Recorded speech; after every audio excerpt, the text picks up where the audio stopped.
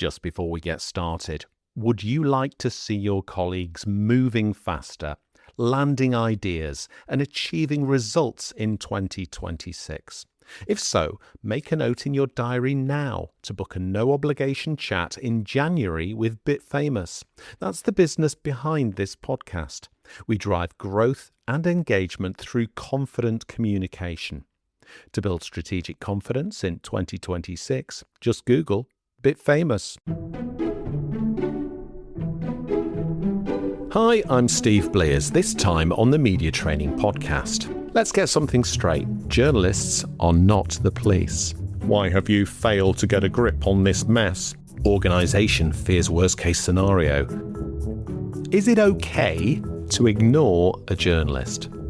Now, this idea was prompted by a LinkedIn post I read recently by a comms professional. And this guy, let's call him Dave, had really got his pants in a bunch over this topic. He said he'd been involved in the final stages of a big business deal with a tech company. Someone had leaked the deal before it had been signed. And to get to the point, a journalist had called and said, "I need you to confirm or deny this story by my deadline." And that had sent him into a complete tailspin.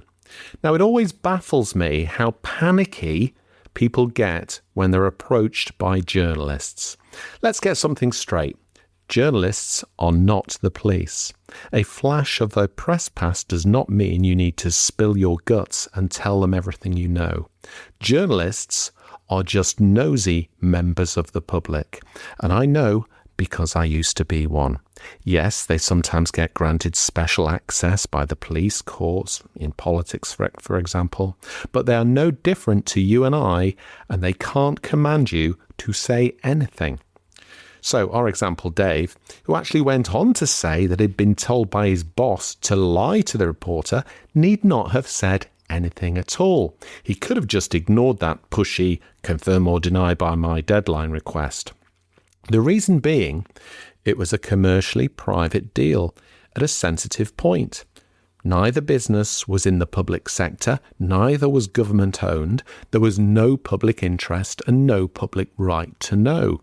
In fact, if they were businesses with shareholders, there would be rules to say nothing until shareholders and the stock market had been informed first.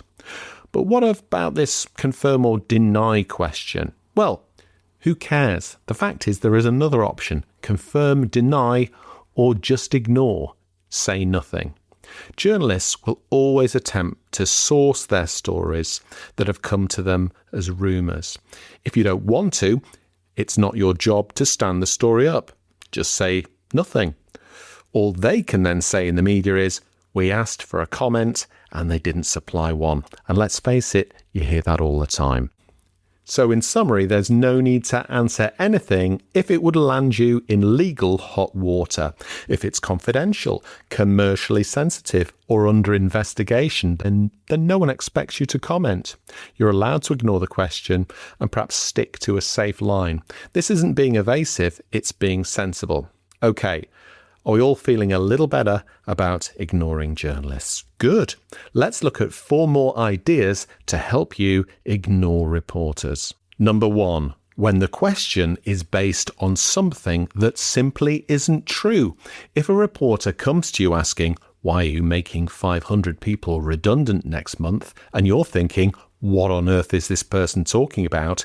you don't have to play along. If the premise is false, you can completely ignore it. In this case, it would probably make more sense to reply with something more accurate, just to piss them off, heavily PR-based. For example, Blogs Widgets is proud to continue supporting the community, and we're proud to make our product name blah, blah, blah, PR. Don't repeat the negative. For example, don't say, "We are not making 500 people redundant." And for the reason for this, listen to my episode, Why You Should Avoid Repeating Negative Questions in the Media.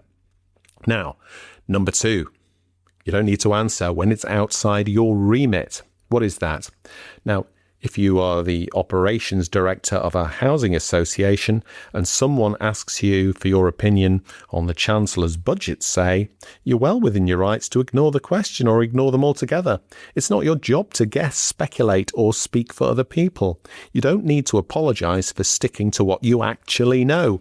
Of course, if you're not part of the story, but you are an expert in the field, you did know about the Chancellor's budget, then you could say, whatever you want, offer your opinion, raise your expertise, and raise your profile.